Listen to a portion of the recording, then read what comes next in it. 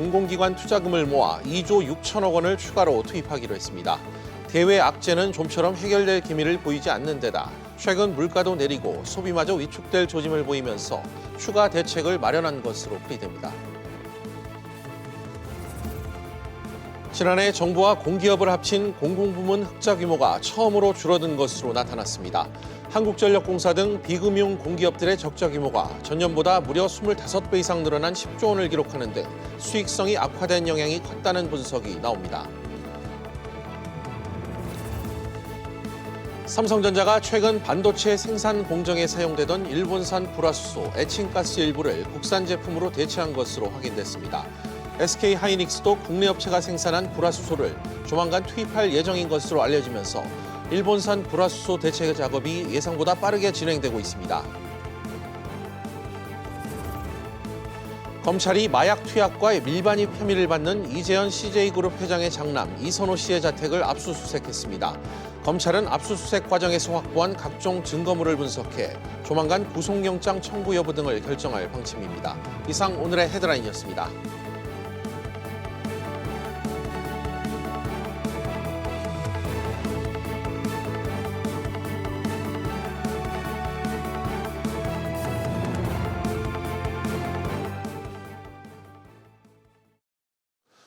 첫 소식입니다. 경기 하방 압력이 커지고 저물가의 소비 심리 악화까지 계속되자 정부가 추가 경기 부양책을 오늘 내놨습니다. 재정과 공공기관을 통해 올 하반기 2조 6천억 원을 추가로 투입해 투자와 내수를 살리기로 했습니다. 박규준 기자가 보도합니다. 정부가 기금과 공공기관을 통해 올 하반기 2조 6천억 원을 경기 살리기에 투입합니다. 이 중 1조 6천억 원은 기금의 애초 운용 계획을 바꿔 구직급여나 연금급여 등을 제공하는 데 사용합니다. 예를 들어 고용보험기금에서 구직급여 7천억 원, 사학연금에서 연금급여 2,673억 원을 지원하는 식입니다. 정부는 마른 수건 짜는 심정으로 고민해온 대책이라는 비장함을 보였습니다. 마른 수건 짜는 심정으로 추가적으로 고민해온 하반기 경제활력 보강 대책을 논의하고 최대한 조속히 추진해 나가고자 합니다. 총 14개의 기금 운용 계획을 변경하여 약 1조 6천억 원 규모를 투자 내수 진작 등을 뒷받침할 수 있도록 하고 나머지 추가로 투입되는 1조 원은 내년에 쓸 공공기관 투자금 일부를 올해로 앞당겨 사용하는 겁니다. 이에 따라 올해 공공기관 투자는 기존 54조 원에서 55조 원으로 늘어납니다. 이런 재정 효과가 극대화되도록 5조 8천억 원 규모의 추가 경정 예산 집행률을 이달 75%, 연내 100%까지 끌어올리기로 했습니다. 특히 SOC 사업 6조 3천억 원과 생활 SOC 2조 9천억 원의 집행 점검을 강화해 지역 건설 경기 활성화를 촉진하기로 했습니다. 이를 위해 개발 제한 구역 내 실외 체육시설 설치 요건을 한시적으로 완화하고 무주택자가 지방에서 미분양 주택을 매입하면 보금자리론 등 매입 자금의 저금리 대출 기준도 낮춰준다는 계획입니다. 이와 함께 중소 중견 수출입 기업을 대상으로 환변동보험료 할인을 최대 32%까지 높여주고 생산 설비와 운전자금 대출도 1,000억 원 늘리기로 했습니다. SBS CNBC 박규준입니다. 정부와 공기업을 아우르는 공공부문의 지난해 흑자 규모가 줄어든 것으로 나타났습니다. 정부 지출이 확대되면서 수익성이 악화된 것인데 특히 이 한국전력과 LH 등 비금융 분야 공기업들의 적자폭이 컸다고 합니다. 취재기자 연결해 알아보겠습니다. 임종현 기자. 예, 임종현입니다. 지난해 공공부문 흑자 규모가 얼마나 줄었습니까? 예, 한국은행에 따르면 지난해 공공부문의 총 수입은 854조로 작년보다 5% 넘게 증가해서 46조 원 늘어난 역대 최고치였고요. 총 지출도 6% 넘게 증가해서 804조 원으로 역시 역대 최고치였습니다. 이게 총 수입에서 총 지출을 빼보면 49조 원으로 흑자 규모가 작년보다 4조 8천억 원 줄었는데요. 관련 통계를 집계한 이후 공공부문 흑자가 줄어든 건 작년이 처음입니다. 네, 이렇게 흑자 규모가 감소한 배경 어떻게 지금 분석되고 있나요? 예, 구조적으로 수입 지출 모두 늘었는데 수입보다 지출이 더 크게 늘어났던 게 흑자 감소의 이유입니다. GDP에서 공공부문 총 지출이 차지하는 비율은 지난해 42%로 2014년 이후 4년 만에 가장 높았는데, 즉 경기 방어를 위해 정부가 공공부문 투자를 확대했다는 뜻으로 보입니다. 부문별로 보면은 한국전력공사, 한국토주택공사 등 비금융 공기업의 지출이 큰 폭으로 늘었는데요. 이로 인해서 지난해 비금융 공기업의 수지가 10조 원의 적자로 2013년 이후 5년 만에 가장 크게 늘었습니다. SBS MBC 임종윤입니다. 다음 소식입니다. KB증권이 판매한 3,200억 원 규모의 해외 부동산 투자 스모펀드가 현지 투자자의 계약 위반에 휘말렸습니다. 회사 측은 투자금의 90%가량을 회수할 것이라고 밝혔지만 이 나머지 부분은 손실이 불가피해 보입니다. 역시 취재기자 연결합니다. 김성현 기자. 네, 김석현입니다. KB증권이 판매한 이 부동산 펀드에 무슨 일이 생긴 겁니까? 네, KB증권은 지난 3월부터 6월까지 JB자산운용이 운영하는 JB호주 NDIS 펀드를 판매했는데요. 기관 투자자에게 2,360억 원, 법인과 개인 투자자에게 904억 원을 팔았습니다. 이 펀드는 호주 현지 사업자 LBA 캐피탈이 호주 정부의 장애인 주택 임대 사업과 관련해서 진행하는 사업에 투자하는 펀드였는데요. 문제는 LBA 캐피탈이 JB운용과 대출 계약대로 아파트를 사지 않고 6월 말부터 7월 중경까지 토지를 사게 되면서 JB운용과의 계약을 위반한 겁니다. KB증권과 JB운용은 지난 8월 현지 실사 과정에서 LBA 캐피탈이 대출 약정 내용과 다르게 사업을 운영하고 있다는 사실을 뒤늦게 인지하게 됐습니다. 네, 수백억 원의 투자금이 지금 묶인 셈인데 자금은 다 회수될 수 있을까요? KB증권은 현지 투자금 회수에 총력을 기울임과 동시에 법적 대응에 나설 방침입니다. 현재 KB증권과 JB자산운용은 투자자들과 금융당국에 피해 사실을 알리고 투자금 회수 절차를 밟고 있는데요.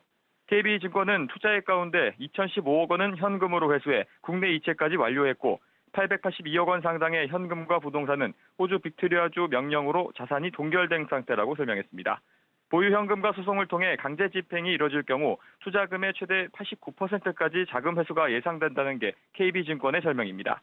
다만 KB증권이 해외 부동산에 수천억 원을 투자하면서 사전에 실사도 제대로 하지 않았다는 지적을 피하기는 어려워 보입니다. SBS CNBC 김성현입니다. 세무당국이 대림그룹의 지주사인 대림코퍼레이션에 대한 세무조사에 착수했습니다. 특별 세무조사를 전담하는 조사 사국이 지금 나섰다는 소식인데요. 오너를 겨냥한 게 아니냐는 분석이 나오고 있습니다. 취재기자 연결합니다. 이한승 기자. 네, 이한승입니다. 대림코퍼레이션에 대한 세무조사, 정기 세무조사가 아닌가 보죠? 네, 업계에 따르면 서울지방국세청 조사 4국은 어제 대림코퍼레이션 본사에 조사 요원들을 보내 세무, 회계와 관련된 서류를 확보했습니다. 서울청 조사 4국은 이른바 특별세무조사 성격의 비정기 세무조사를 전담하는 조직이고요. 통상적으로 정기 세무조사가 4, 5년에 한 번씩 진행되는 성격인 반면 이번 대림코퍼레이션에 대한 세무조사는 지난 2016년 이후 3년여 만에 진행됐다는 점에서 비정기 세무조사라는 데 무게가 실리고 있습니다. 비정기 세무조사는 탈세나 비자금 관련 혐의 등이 포착돼야 진행될 수 있기 때문에 이번 대림코퍼레이션 조사에 눈길이 쏠리고 있습니다. 조사는 오는 12월까지 계획된 것으로 알려졌습니다. 네, 결국 뭔가 혐의가 있다는 뜻인 것 같은데 어떤 혐의일까요? 네, 업계에서는 이번 세무조사가 지난 2015년 진행된 대림코퍼레이션과 대림 INS 간 합병과 무관하지 않다는 관측이 나오고 있습니다. 당시 대림코퍼레이션의 지분은 2015년 합병 전까지 이준용 대림그룹 명예회장이 61%, 장남인 이해욱 회장이 32%를 보유하고 있었는데요.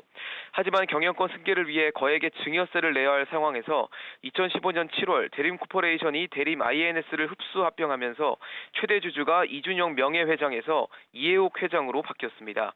일각에서는 이 과정에서 증여세 등 세금을 성실히 납부했는지 살펴보기 위해 이번 세무조사가 진행되는 것이라는 분석도 나오고 있습니다. SBS CNBC 이한승입니다. 일본의 아베 총리가 한일 관계 개선 가능성에 선을 그었습니다. 우리 정부는 일본을 수출 우대 국가에서 배제하는 조치를 절차대로 시행하기로 했습니다. 취재기자 연결합니다. 최나리 기자.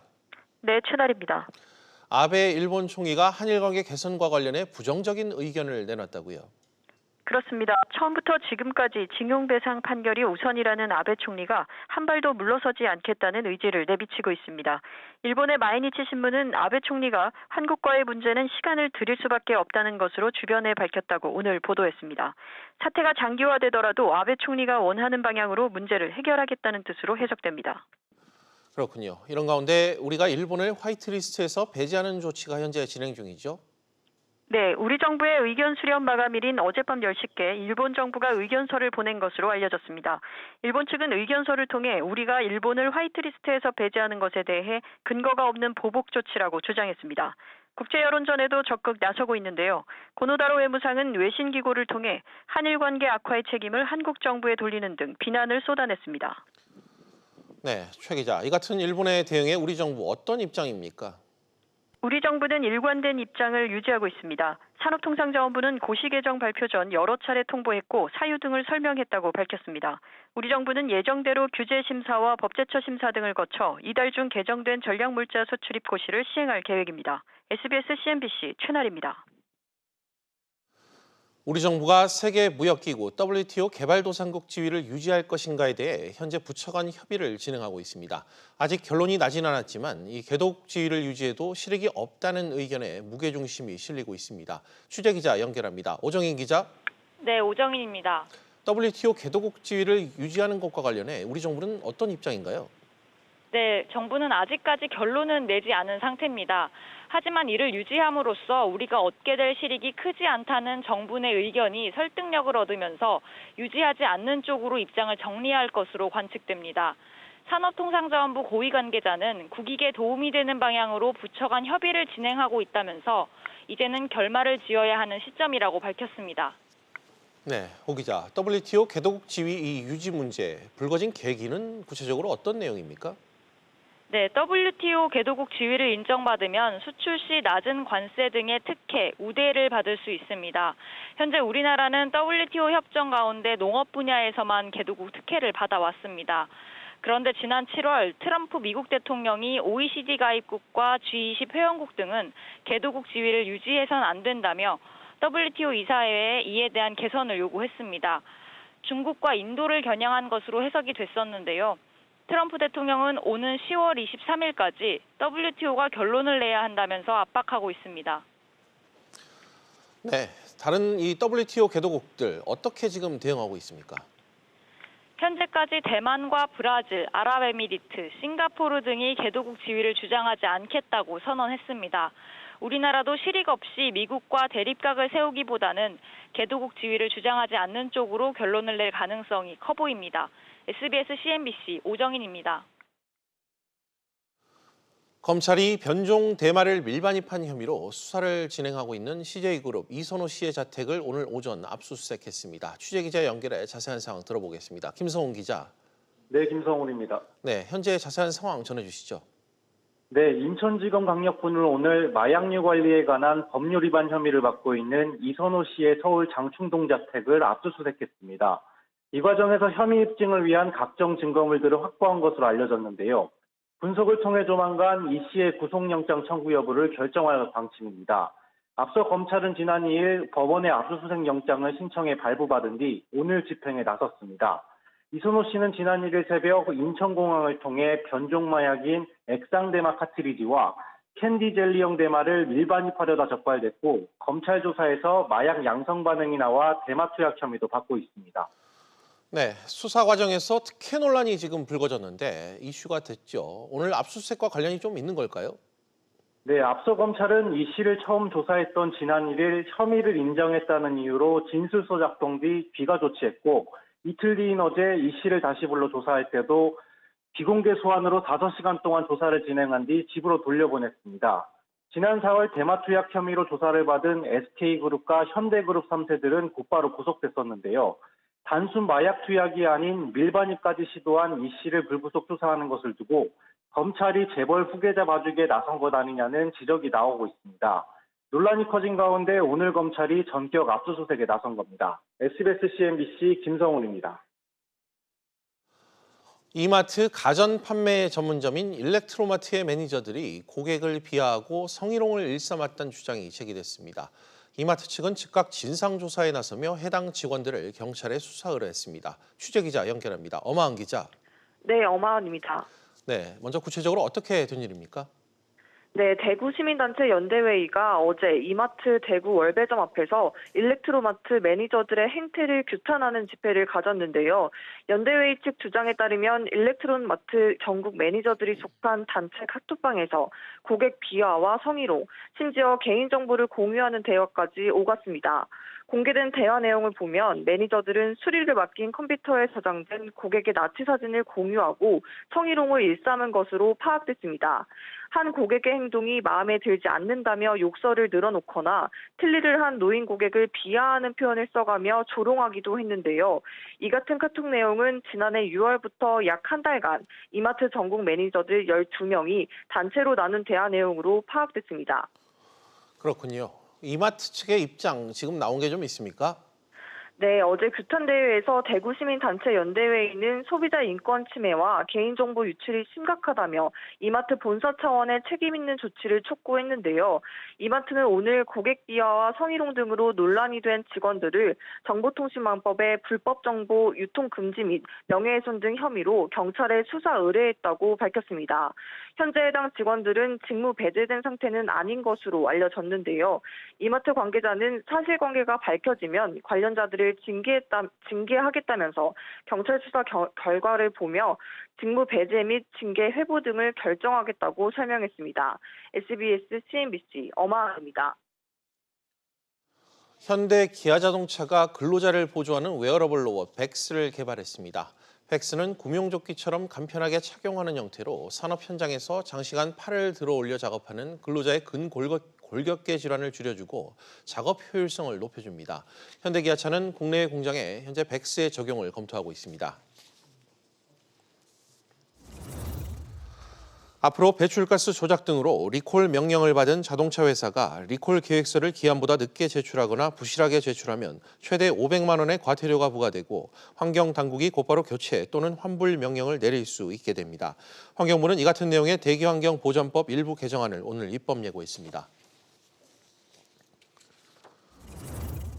정부가 창원 반월시와 국가산업단지를 스마트화하기 위해 내년에 1,900억 원에 가까운 예산을 지원합니다. 산업통상자원부는 제조업 혁신을 위해 오는 2030년까지 스마트 산단 20곳을 조성할 계획입니다.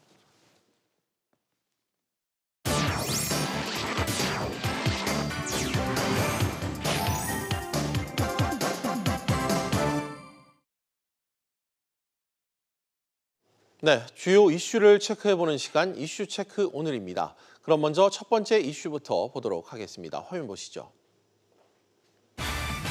속도내는 탈일본. 우리 반도체 디스플레이 기업들이 일본산 불화수소를 본격적으로 대체하기 시작했습니다. 일본 수출 규제 2달 만인데요. 2년 이상이 걸릴 수 있다는 우려보다 대폭 줄어든 것입니다. 그 원동력 또 향후 전망 취재기자 통해 들어보도록 하겠습니다. 산업부 김현우 기자 나와 있습니다. 김 기자. 네. 우리 기업들이 국산 불화수소를 잇따라 채택하기 시작했다고요? 네, 그동안 삼성전자 등은 반도체 공정에 일본산 고순도 불화수소만을 사용해 왔는데요. 업계에 따르면 삼성전자가 민감도가 낮은 일부 공정에 국산 불화수소를 투입했습니다. 점진적으로 민감도가 높은 공정에 국산을 투입할 계획으로 알려졌습니다. SK하이닉스는 국산과 중국산 불화수소를 테스트 중입니다. 예. LG 디스플레이도 국산 불화수소를 디스플레이 공정에 투입했고 삼성 디스플레이도 곧 투입할 것으로 예상됩니다. 지난 7월 4일 일본이 우리나라에 불화수소 포함 3개 소재 수출을 제한했는데요. 2달 만에 대체가 시작됐습니다. 김 기자 지금 방금 말씀하신 대로 일본이 수출 규제를 시작했을 때 우려했던 것보다 좀 단축 기간이 크게 좀 줄어든 것 같은데 원인이 뭡니까? 네, 아무리 빨라도 테스트 기간을 포함해 반년은 걸릴 것이란 예상이 있었고 2년 안에 대체는 어렵다는 우려까지 있었습니다. 예. 전문가들은 관련 중소기업 기술력이 예상보다 높았고 대기업도 적극적으로 대체를 추진해 2개월 만에 가능했다고 분석했습니다. 예. 우리나라 수출 비중이 컸던 일본 불화수소 업체들의 부담은 커졌습니다. 로이터는 탈일본화 조짐에 일본 기업들은 배를 때리는 것 같다는 우려를 표시했다고 보도했습니다. 그렇군요. 일본 수출 규제 지금 그렇다면 좀 안심을 해도 되는 상황입니까? 아직 안심하기는 이릅니다. 세계 소재 중 EUV 포토레지스트 등은 국산화가 아직 어려운 경우 등 소재가 여전히 국산화에 어려움을 겪고 있습니다. 일본 정부가 개별 수출 허가를 받아야 하는 소재, 부품 품목을 확대하면 우리 기업들은 다시 큰 충격을 받을 수 있습니다. 그래서 삼성전자, SK하이닉스 등은 반도체 웨이퍼 등 추가 규제가 우려되는 일본산 소재 부품은 물량을 확보하기 위해 주문을 오히려 늘리고 있는 상황입니다. 그렇군요. 일본의 규제는 우리 반도체 산업을 지금 겨냥했다 이런 분석이 나오고 있는데 삼성전자가 일본에서 반도체 관련 행사를 대대적으로 열었다고요? 네, 삼성전자는 오늘 일본 도쿄에서 삼성전자 시스템 반도체 기술력을 알리는 파운드리 포럼을 개최했습니다. 차세대 공정인 경기 화성 극자외선 EUV 반도체 공정 계획도 발표한 것으로 알려졌습니다. 예. EUV 공정에는 수출 규제 품목인 EUV 포토레지스트가 필요한데요. 일본 수출 규제가 더 강화될지도 모르는 위기 상황에서 삼성전자의 반도체 기술력과 생산 차질은 없다는 자신감을 보여주기 위해 포럼을 열었다는 분석이 나오고 있습니다. 특히 파운드리 반도체 위탁 생산은 삼성전자의 시스템 반도체 육성 전략의 핵심 분야입니다. 네, 김 기자 잘 들었습니다. 네, 두 번째 이슈로 넘어가겠습니다. 화면 보시죠. GM 노조에 날려진 경고장. 한국 GM 노조가 다음 주 전면 파업에 나서겠다고 예고한 가운데 미국 GM 본사로부터 경고 메시지가 전해졌다고 합니다. 파업으로 한국 GM에서 생산 차질이 생기면 생산 물량을 줄이겠다는 뜻인데요. 취재 기자와 역시 이 내용 짚어보도록 하겠습니다. 산업부 정지현 기자 나와 있습니다. 정 기자, 네. GM 본사 사장이 어떤 메시지를 구체적으로 전달한 겁니까? 네, 지난달 말 한국을 방문한 줄리안 블리셋 GM 해외 영업부문 사장이 한국 GM 임직원과 만나 이야기한 내용이 전해졌는데요. 블리셋 사장은 한국 GM 노조 파업에 매우 실망스럽다며 노조가 파업을 계속해 생산 차질이 발생하면 물량 일부를 다른 국가에 뺏길 수 있다고 경고했습니다. 블리셋 사장은 또 북미 지역 공장이 문을 닫고 있는 현실을 한국 GM 노조가 직시해야 한다고 경고했습니다.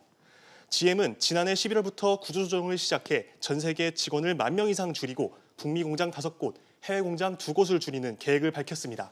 그렇군요. 그런데 비슷한 경우가 앞서 르노 삼성에서도 있었잖아요. 그렇습니다. 르노 삼성 부산 공장은 같은 그룹인 닛산의 SUV 로그의 수출 물량을 위탁 생산하고 있는데요. 지난 2월 프랑스 르노 그룹 본사는 르노 삼성 노조가 파업을 지속하면 후속 물량을 배정할 수 없다고 임직원에게 영상 메시지를 보냈습니다. 예. 이후 르노 본사는 르노 삼성이 파업으로 수출 납기를 맞추지 못하자 부산 공장에 배정됐던 생산량을 일본 규슈 공장으로 옮기기도 했습니다. 르노 삼성은 일단 이듬해 3월까지 계약 기간을 늘려놓은 상태지만 노사가 구조조정을 두고 갈등을 이어가고 있어 이후 물량을 장담할 수 없는 상황입니다. 그렇군요. 다시 한국 GM 얘기를 좀 해볼까요? 노조는 이미 지금 파업에 들어간 상태인 거죠? 네, 한국 GM 노조는 임금 인상 등을 요구하며 지난달 20일부터 부분 파업에 돌입했습니다. 사측이 모레까지 일괄 제시안을 내놓지 않으면 다음 주부터 추석 전날까지 전면 파업을 하겠다고 예고한 상황입니다.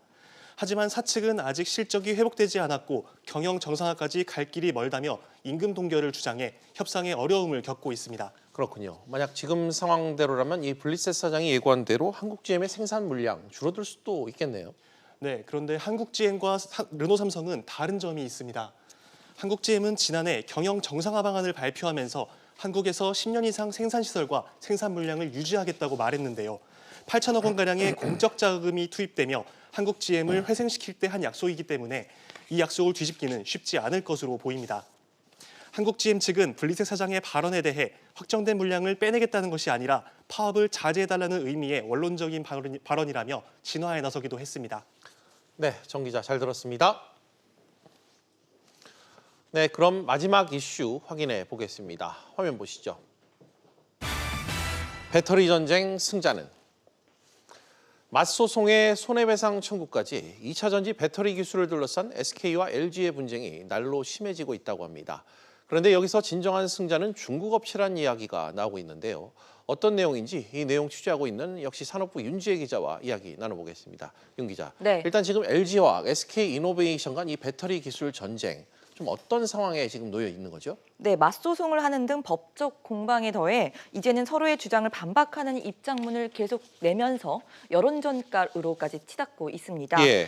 어제 LG화학은 대화를 한다면 각 회사의 최고 경영진끼리 진행돼야 한다 이렇게 말을 하면서도 먼저 SK의 사과와 거액의 손해배상까지 논의가 되고 전제가 돼야 한다고 말을 해서 당분간 갈등이 봉합될 것 같지 않은데요. 예. 배터리 전쟁은 앞서 LG화학이 지난 4월 배터리 핵심 인력을 빼가서 영업 비밀을 침해했다면서 SK를 상대로 소송을 시작하면서부터입니다.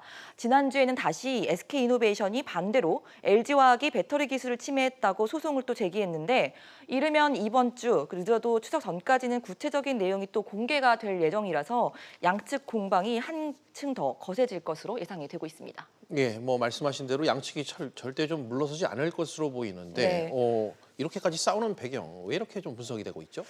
미래 먹거리를 둘러싸고 우위를 확보하려는 패권 경쟁 성격이 강하다 이런 평가가 나오고 있습니다. 네. 2차전지 배터리는 오는 2027년 메모리 반도체를 넘어설 거라는 관측이 나올 정도로 성장이 기대가 되는 산업입니다.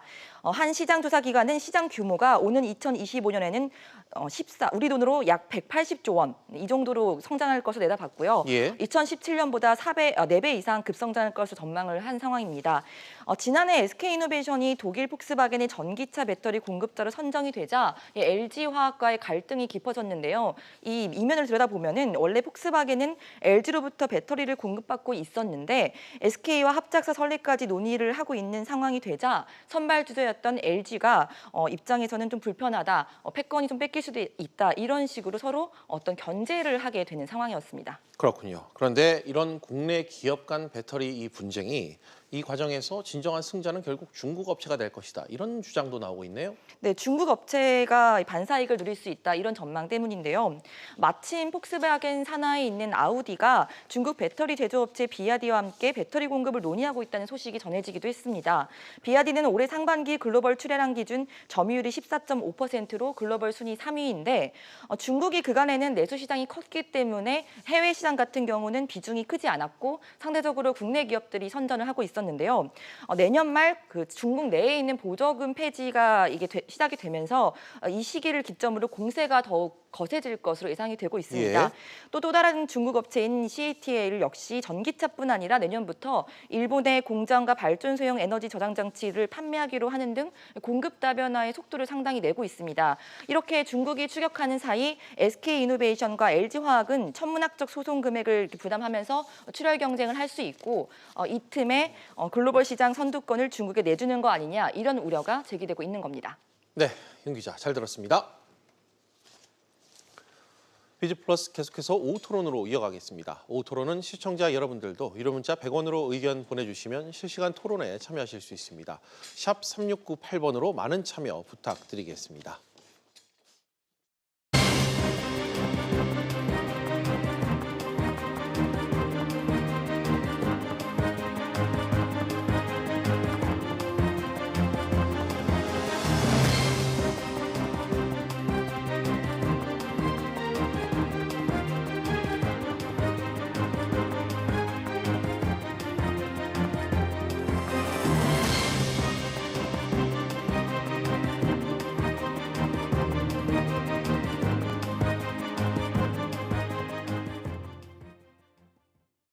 사실 모든 게 잘 순환되고 잘 돌아가면 이런 상황에 무감각해지고 무뎌지게 되는데 특정 부분이 삐걱거리기 시작하면 불안한 감정으로부터 자유롭지 못하게 됩니다. 사람이 그렇고요. 특히 경제는 더 그렇습니다. 소비자 물가 상승률이 사상 처음으로 0%, 아니 마이너스를 기록했다. 이 팩트는 지금 우리 경제를 디플레이션으로 몰아가고 있습니다. 그런데 실제 디플레이션이 맞는가? 또 그만큼 경제 상황이 위기인가? 이에 대해선 현실을 냉정하게 바라보고 읽을 수 있는 판단이 필요할 것 같습니다. 오늘도 두 분의 전문가와 이야기 나눠보는 시간 갖겠습니다. 조동근 명지대학교 경제학과 명예교수 그리고 주원 현대경제연구원 경제연구실장 함께합니다. 두 분 어서 오십시오. 안녕하세요. 안녕하십니까? 네. 네. 먼저 이 물가 흐름 왜 관심을 갖고 중요하게 생각을 해야 하는지 알아봐야 될 것 같은데 먼저 조 교수님부터 한 말씀 좀 해주십시오. 물가 소득이 제일 중요한 거시 변수죠. 그렇죠. 그런데 이제 물가는 그동안 우리 인플레이션이었는데 예. 인플레이션이 진행되면 경제 계획을 못 세워요. 경제 주체가. 그렇지 않겠습니까? 예를 들어서 아주 뭐 그냥 빠른 속도로 물가 올라오면 어떻게 하겠어요. 일종의 예를 든다면 배가 출렁거리면 사람들이 승객이 멀미를 이제 하는 건데 예. 지금 이제 반대가 됐어요. 물가가 내려가면은 그것도 좋은 거는 아니죠. 예를 들어서 물가 내려가면은 생산의 요인이 그만큼 줄어드는 거죠. 그렇죠? 네, 예. 그러다 보니까 비율을 든다면은 약간 저체온증에 가까운 게 인플레이션의 반대 디플레이션이에요. 예, 예. 네, 그래서 경제 활력이 떨어지고 그다음에 저물가 이것이 연결되기 때문에 더 우리가 좀 조심을 해야 되는 거죠. 네, 그렇습니다. 그래서 좀 그 멀미가 인플레이션이라면 디플레이션은 저체온증이다. 이렇게 이해하시면 좀 편할 것 같아요. 알겠습니다. 한마디로 깔끔하게 쉽게 네, 정리를 네. 해주셨습니다. 주 실장님께서는 이 저물가 상황 어떻게 좀 진단하고 계십니까? 제 기억으로는 아마 이제 우리가 소비자 물가 지수라는 거를 편제를 처음 이제 시작한 게 1964, 5년 정도 되는데 예. 마이너스가 나온 거는 지금 반세기가 넘었죠. 50년이 넘었으니까. 예, 예. 저희가 처음 겪어보는 현상이고 0%도 없었고요. 예. 그러니까 이게 상당히 좀 당혹스럽습니다. 우리 물가 상승률이 마이너스가 나온다는 거는 이제 선진국들 같이 저성장 그런 국가들은 흔한 일인데 그럼 우리가 그 선진국의 저성장 국가군에 벌써 속하는 건가 하는 의문이 들고요. 예. 그래서 뭐 이게 마이너스가 장기간 되면 디플레이션인데 디플레이션은 사실 상당히 좀 한 번 빠지면 벗어나기 어려운 예. 그런 거기 때문에 그때는 이제 백약이 무효하거든요. 그러니까 정부의 어떤 정책도 디플레이션을 돌리기 상당히 좀 어려운데 그게 혹시 전조 증상은 아닌가 우려가 되는 상황입니다. 알겠습니다. 모든 정책의 약발이 먹지 않는 이 국면으로 들어가는 게 아닌가 하는 좀 우려를 내비쳐 주셨습니다. 그런데 방금 제가 말씀드린 이 내용이 어제 언론 보도로 나온 이후 많은 분들이 좀 반문을 던지시고 있습니다. 당장 라면 하나, 김밥 한 줄만 먹어도 10,000원 가까이 되는데 무슨 물가 상승률이 0%냐? 말이 안 된다. 뭐 이런 얘기입니다. 쉽게 얘기하면. 조 교수님, 이 소비자 물가 상승률이란 것과 일반 서민이 체감하는 물가, 지금 제가 말씀드린 이 부분에 좀 괴리가 좀 큰 것 같아요. 그렇죠. 근데 그 앞에 지적하신 것이 맞아요, 사실요. 그러니까 예. 이제 물가는 이제 소비자 물가가 있고요. 금방 우리가 이제 얘기한 그다음에 이제 생산자 물가도 있고 네. GDP의 물가인 GDP 디플레이터도 있어요. 그러니까 이제 GDP 디플레이터는 이제 종합 물가죠. 예. 소비자뿐만 아니라 뭐 수출 수입, 뭐 투자 다 포함되는 건데 지금 그 괴리는 이제 소비자들이 체감하는 그런 물가, 어떤 장바구니 물가하고 예. 이 소비자 물가하고는 좀 편제가 달라요. 이 소비자 물가는 상당히 많은 바스켓이 그러니까 바스켓에 많은 그 상품 용역이 들어와 있습니다. 예. 그러다 보니까 뭐 640개로 알고 있어 보면요. 네. 그러다 보니까 이제 일단 뭐 소비자들은 640개를 다 소비하지는 않잖아요. 그러니까 만약에 예를 들어서 담배 안 피우는 사람은 담배값에 아무 관심이 없어요, 사실요. 그렇죠. 그리고 또 뭐 술을 좋아하는 주당 그런 분들은 술값 올라면 되게 민감하거든요, 보면. 그러니까 이제 예. 이게 다 포함되면은 이제 종합 물가로서의 소비자 물가인데 일반 시민들이 자기 생활 주변의 어떤 경험의 토대를 해석을 하다 보니까 이건 이렇게 아니다, 이렇게 비싼데 사실 요새 뭐 보면은 장바구니 물가는 진짜 비싸죠. 그러면은 괴리가 있죠. 그래서 안 믿어지실 건데 뭐 예. 그렇다 한은해서 이거를 뭐 통계를 뭐 잘못 내지는 않았을 것 같고요. 그래서 하여튼 이제 바스켓에 많은 이제 재화 서비스에 들어간 것이 소비자 물가다. 그리고 생산자 물가는 생산자 중심으로 편성하는 거는 또 다를 수 있어요. 예. 그러니까 이제 누구를 관점으로 해서 어디에 관심을 두느냐에 따라서 물가가 다양하다. 그렇기 때문에 체감하는 생활 물가하고 소비자 물가하고는 괴리가 있을 수 있다. 그리고 참고로 체감 물가는 2.1% 정도의 증가로 나타났어요. 그러니까 예. 설문조사를 통해서 나오는데 한 2,100명의 어떤 이제 그 샘플을 통해서 조사하는데 2.1%, 그건 사실 저도 공감이 돼요. 그 정도는 느끼셨을 거예요, 많은 소비자들이. 그렇지 않습니까? 네. 예. 네. 알겠습니다. 실장님, 방금 이 지표 물가와 체감 물가의 간극 차이 뭐 쭉 설명을 지금 교수님께서 해주셨는데 이 격차를 좀 줄여야 된다, 뭐 이런 얘기도 있을 것 같고 격차는 계속해서 그냥 이어지는 건가요, 이거는? 소비자 물가라는 게 꼭 이제 뭐 체감적인 그 상황을 오롯이 반영할 필요는 없거든요. 그러니까 소비자 예. 물가도 어떻게 보면 하나의 우리가 이제 뭐 중요시 생각되는 물가 지수고요. 또 체감 물가는 생활 물가 지수라 그래서 소비자 물가 중에 품목을 좀 좁혀서 하는 예. 그런 부분도 있고 또 이제 말씀하신 것처럼 이번에 이제 한국은행의 체감 물가라는 건 정확히는 이제 소비자 동향 조사 안에 물가 인식이라는 항목이 있습니다. 예, 거기에 이제 2.1%로 응답하는 그래서 그런 간격은 내버려 두되 네. 우리가 뭐 그 격차는 너무 벌어지지 않는 게 아무래도 예. 좀 바람직하다고 생각합니다. 알겠습니다. 이 부분은 좀 정리가 된 것 같습니다. 이번엔 물가를 다른 관점에서 좀 살펴보겠는데요. 경제학에서는 이 물가 현상을 두고 인플레이션과 디플레이션, 크게 이 두 부분으로 구분을 짓습니다. 물가가 오르는 건 인플레, 반대로 내려가는 건 디플레라고 많이 부르죠. 조 교수님, 단순 논리는 인플레이션이 위험하다 이렇게 지금 학교에서도 배워왔고 이렇게 생각을 많이 하는데 오히려 디플레이션이 경제 부담이 더 크다는 분석이 지금 많더라고요. 이 부분은 어떻게 이해해야 될까요? 맞습니다. 사실 우리가 디플레이션을 경험을 못했죠, 한국에서는요. 예. 그래서 늘 이제 인플레이션 어떤 스티그마가 있는데 예전에 뭐 한참 전이지만은 오일 쇼크 74년도, 79년도에는 예. 한 해 물가가 한 25% 이렇게 올라갔어요. 아, 그러면은 예. 경제 계획을 못 세우죠. 생활 계획을 어떻게 세우겠어요? 예. 25% 올라가면은. 그러다 보니까 이제 물가가 이제 올라가면은 이제 실질 소득이 줄어들고 예. 그래서 그걸 갖다 이제 메꾸기 위해서 또 노조가 만들어졌고 그 당시에 이미 네. 태동이 됐죠. 그래서 항상 이제 물가가 이제 소득을 잠식하는 그러니까 구체적으로 임금을 잠식하는 거를 그리고 그 다음에 임금을 요구하는 그런 형태가 됐었는데 그 디플레이션 되면은 그 위험한 게 명목 소득 자체가 줄어드는 거예요, 보면요. 여태까지는 이제 명목 소득이 올라갔는데 그것보다 물가가 더 빨리 올라가거나 준하게 올라가면은 이제 실질 증가분이 별로 없었잖아요. 그렇죠. 예. 근데 그래도 우리는 화폐 환상 때문에 인플레이션에 따라서 이렇게 침식되는 소득 또는 임금을 잘 이해를 못 해요. 그래 갖고 이제 경제 성장한다 했는데 아예 명목 임금이라든지 명목 소득 자체가 줄어드는 거예요.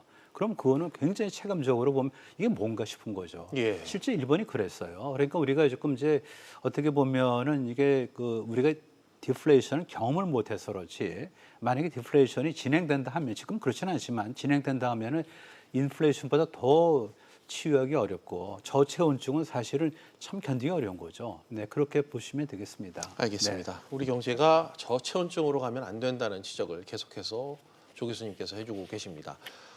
실장님, 사실 지금의 이 물가 기조를 두고 디플레이션이다 아니다 해석이 지금 분분한 그런 상황인데 이젠 디스인플레이션, 준 디플레이션 이런 좀 복잡한 용어도 등장하고 있던데 네. 지금의 상황을 좀 어떻게 해석을 해야 됩니까? 디플레이션은 지금 이제 마이너스 0.04%거든요. 8월이. 그래서 뭐 그 폭이 크지 않기 때문에 디플레이션이 되려면 이제 좀 상당폭 마이너스가 나와야 되고 예. 그게 최소한 수개월은 지속이 돼야 이제 디플레이션이라고 우리가 봐야 될 것 같고요. 예.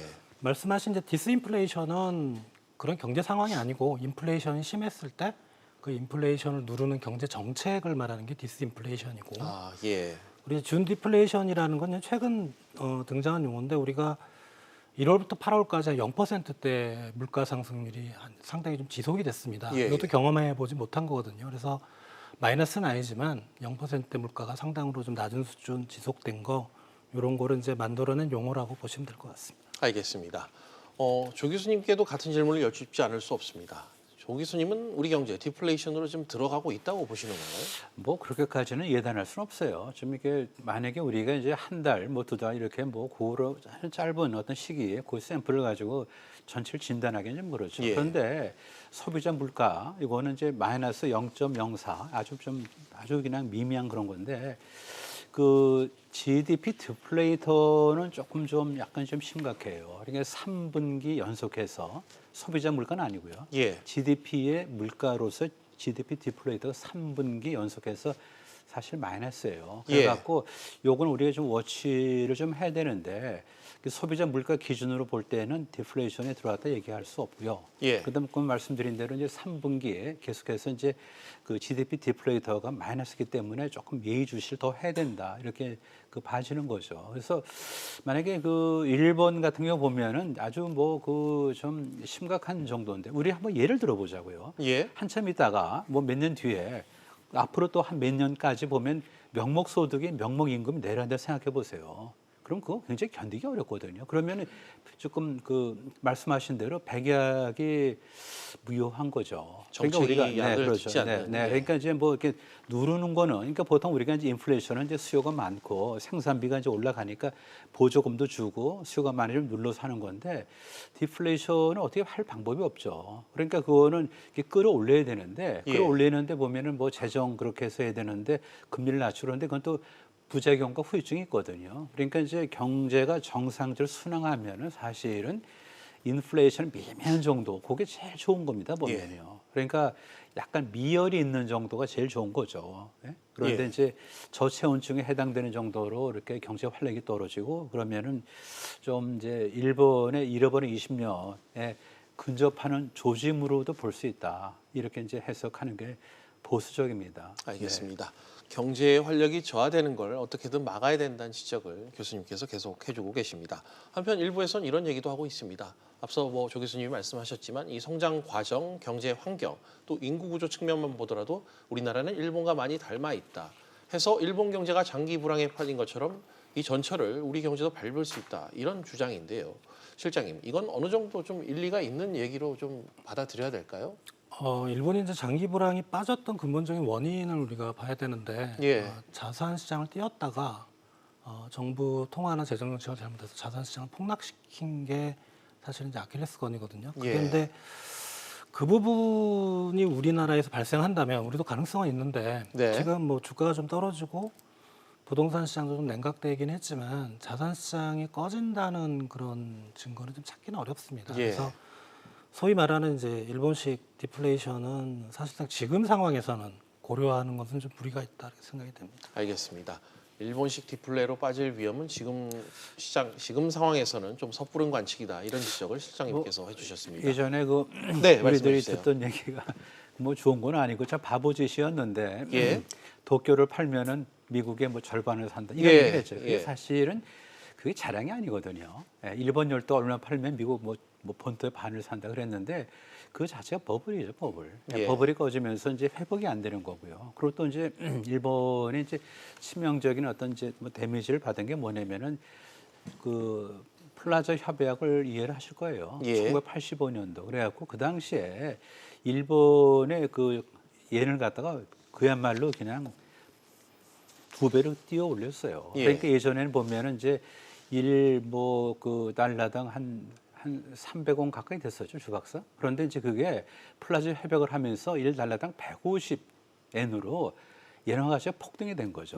그러다 보니까 일본에서는 모두 못 만드니까 전부 다 생산 기지를 동남아로 갖고 갔어요. 그래갖고 산업시설의 공동화가 됐고 그다음에 이제 뭐 나름대로 일본이 이제 잘 나가면서 돈이 좀 쌓였는데 그것이 부동산 버블이 되어 갖고 부동산 버블이 꺼지고 그러니까 이중적으로 실물적으로 그다음에 이제 금융 자산이 이제 폭락하는 어떤 이중적으로 이제 데미지를 받아서 그것이 여진이 한 20년 가까이 간 겁니다, 지금. 그럼 우리가 부르기를 이제 일본에 이제 잃어버린 20년 얘기를 하는데 우리로서는 뭐 이렇게 원화가 그렇게 2배로 뛸 정도로 뭐 올라갈 건 아닐 것 같고요. 그리고 우리가 이제 부동산이 뭐 버블이라고 할 정도는 안 해요. 이게 일부 국부적으로 이제 뭐 수요가 많은데 집값이 비싼 건 사실이지만은 대한민국이 그렇게 무슨 뭐 대한민국 어딜 팔아서 미국을 산다 그런 얘기 하질 않잖아요. 그러니까 뭐 그런 면에서는 디플레이션이라고 우리가 단정짓기는 너무 증거가 아직은 좀 미진합니다. 알겠습니다. 두 분 모두 일본식 장기 불황에 우리나라가 빠질 가능성은 현실로서는 좀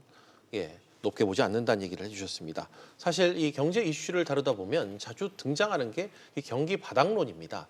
바닥을 찍으면 반등의 여지가 있다. 뭐 이런 얘기인데 이번 정부의 설명과도 맞닿아 있습니다. 연말엔 물가가 반등할 것이다. 이런 얘기가 오늘 나왔고요. 물가가 계속 낮아지는 디플레이션을 우려할 상황 아니다. 이런 뜻을 밝힌 겁니다. 근데 마침 정부가 하반기 경제 활력, 이 보강 대책을 발표하기도 했죠. 실장님, 어떤 내용이 이번에 등장했는지 다시 한번 좀 간략히 소개해 주시죠. 기재부에서 정확한 명칭은 이제 하반기 경제 활력 보강 추가 대책인데요. 내용은 이제 뭐 투자 활성화, 그다음에 소비 활성화고요. 그리고 이제 수출 활력 제고, 그리고 이제 뭐 재정 집행률을 높이겠다 이런 겁니다. 그러니까 뭐 자세한 내용들은 사실은 어디서 많이 봤던 것들이고요. 그렇죠. 근데 이제 이 내용들의 한계가 좀 있어요. 왜냐하면 올해 쓸 예산은 이미 정해져 있습니다. 추경까지 해서.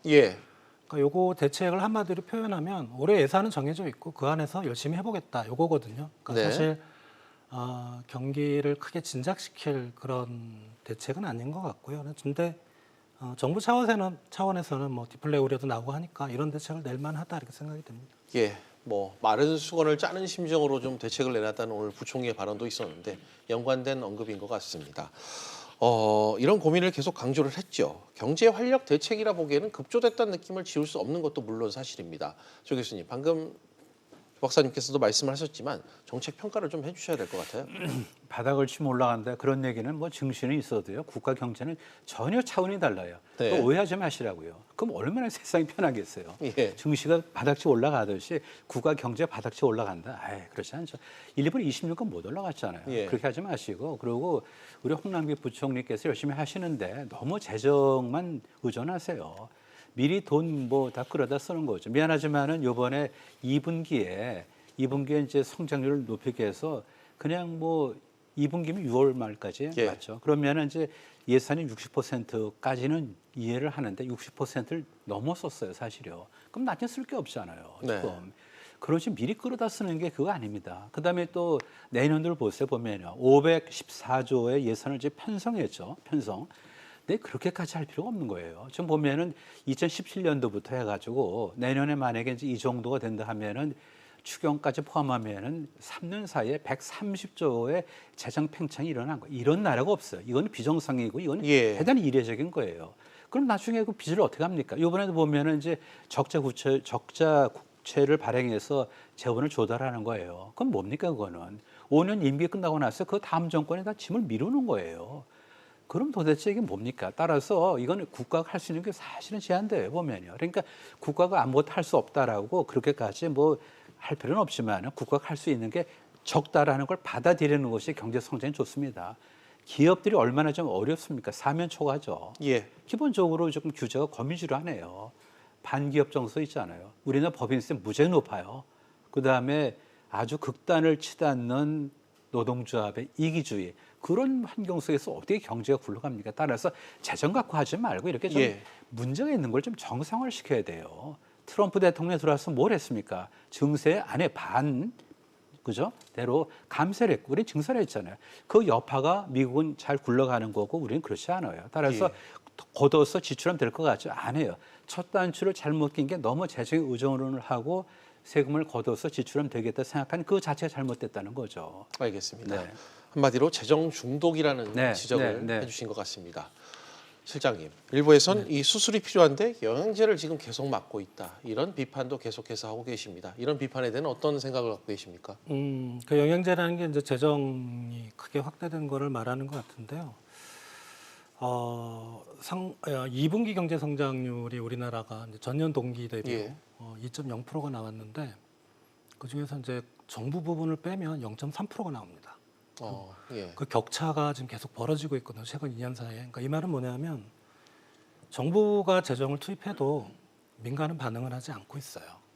그러면 사실 재정 정책의 무용론까지도 지금 나오는 상황이거든요. 말씀하신 게 민간 부문의 그 경제 성장률 성장률 기여도가 낮다는 얘기십니까? 기여도 말고 그냥 민간 부분의 경제 성장률이 0.3%가 성장률이, 나오고 예. 그리고 기여도로 하면 0.2%포인트입니다. 2.0 중에. 그러니까 정부가 1.8인 거죠. 예. 그런 걸 감안하면 재정 정책에 대해서 우리가 다시 한번 뭐 교수님도 말씀하셨지만 고려를 좀 해봐야 됩니다. 정책이 지금 제대로 처방이 내려진 건지 좀 재고가 필요하다는 시점이다. 그런 지적을 좀 계속 해주고 계십니다. 조 교수님, 그럼 정부가 어떤 방향성을 갖고 대비를 해야 된다고 보십니까? 뭐 앞서 얘기는 해주셨습니다만. 뭐 좀 긴 안목으로 기업하기 좋은 환경을 좀 만들어야 될 것 같아요. 네. 뭐 좀 시청자분들께서 깜짝 놀라실 게 뭐냐면은 예. 트럼프 대통령이 들어오고 나서 우리나라가 미국에 투자한 게 얼마인지 아세요? 얼마나 되죠? 40조를 한 2년 사이에 우리 기업이 40조를 투자를 했어요. 미국에요. 만약 그 돈이 우리나라에 있었으면은 네. 어떻게 됐겠어요? 근데 그 사람들 왜 내말았습니까? 예를 들어서 보면 어디다 투자하는 거 좋은가를 판단한 결과 그럼에도 불구하고 미국에 간 거 아니에요. 따라서 한국에서 투자하는 것이 좋게끔 하는 환경을 만들어주는 것이 이것이 예. 정책이죠. 최근에 보면은 뭐 뭐 실명을 뭐 말씀드리죠. 그 뭐 신동빈 회장의 뭐 롯데 뭐 하여튼 미국 그 루이지아나 주로 가고 네. 뭐 최근에 뭐 굉장히 많이 갔어요 보면. 그러니까 트럼프 들어오고 나서 한 2년 여 사이에 한 40조 가까운 돈이 지금 미국에 투자가 된 거예요 보면요. 그리고 거기만 갔습니까? 동남아로 많이 나가잖아요. 물론 우리 들어오기도 하지만 들어온 거 보면 너무나 나가는 게 많은 거죠. 네. 그걸 생각하면은 결국은 우리가 사실은 고용이 왜 안 되고 성장이 왜 안 됐냐? 뭐 보면은 이런 이유가 있는 거죠. 물론 우리가 이제 투자를 미국에 하면은 이제 돈을 벌어오면은 롯데에 잡히죠. 이제 어떻게 이제 부채 뭐 자산다 그런 이제 그 밸런스 잡히는데 그래도 고용만큼은 안 되잖아요. 고용은 그렇잖아요. 고용은. 네, 그러니까 우리 고용이 제일 화두가 될 현안인데 그런 걸 생각하면은 뭐 금리를 갖고 뭐 등등보다도 좀 기업에 좀 어떤 좀 신바람 나게 좀 환경을 좀 만들어 주세요. 그리고 기업인들에 대해서 우리가 좀 고마워하고 그다음에 뭐 그들의 수고를 우리가 인정하는 것도 있어야 되는데 지금 그렇습니까? 지금도 보면은 뭐 재벌하면은 무슨 뭐 그냥 뭐 최근에 뭐 마다들론까지 나오더라고요. 이게 말이 됩니까 도대체? 이게 재벌 위해서 우리가 뭐를 이렇게 좀 적어줘? 이렇게 애쓴다고 칭찬하고 그랬습니까? 그게 아니잖아요 보면. 뭐 마다들 우리가 뭐를 투자했어요? 책임만 묻는 거 아닙니까? 알겠습니다. 그렇게 하는 어떤 관행, 인식 뭐 이런 것이 좀 그래 바뀌어야 되지 않을까 생각이 드네요. 뭐 정책에 대한 총평을 좀 해주신 것 같습니다. 같은 맥락으로 마지막 질문은 실장님께 좀 드릴 수밖에 없을 것 같습니다. 정책에 대한 뭐 평가와 더불어서 지금 뭐 금리 얘기가 나와서 말인데 금리로 좀 정책을 대응해야 된다. 이 부분에 대한 뭐 효용성까지 같이 좀 짚어주신다면요. 물론 이제 뭐 저와 다르게 생각하시는 분들도 꽤 있긴 한데 기본적으로 지난 7월에 이제 금리를 1.75에서 1.5로 내렸지만 일단 타이밍이 늦었고요. 내리려면 빨리 내리든가. 그리고 이제 금리를 내리고 나서 실물 경기나 금융시장의 반응을 보면 반응을 안 해요.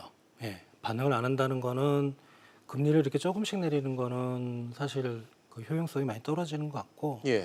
그래서 뭐 시중에서는 10월이나 11월에 뭐 추가 인하 얘기도 나오는데 이제 우리가 주목해야 될 거는 1.5%입니다. 1.5%는 사상 최저금리 수준이고요. 사실 여기서 더 내려갈 폭이 없거든요. 그러니까 만에 하나 우리가 디플레이션과 같은 경제 불황이 이제 닥친다면 미리 우리가 금리를 0%대로 내려가 있으면 사실 한국은행이 뭐 어떻게 할 수가 없습니다. 그러니까 오히려 이럴 때는 금리를 내려봐야 효과도 없으면 지금의 기준금리를 그냥 가져가는 게 오히려 미래를 위해서, 만약을 위해서 저는 그게 오히려 바람직하다고 생각이 듭니다. 알겠습니다. 상당히 냉정한 지적을 두 분께서 오늘 해주신 것 같습니다. 시간관계상 오늘 얘기는 두 분 말씀 여기까지 듣도록 하겠습니다. 오늘 두 분 나와주셔서 감사합니다. 감사합니다. 감사합니다. 네.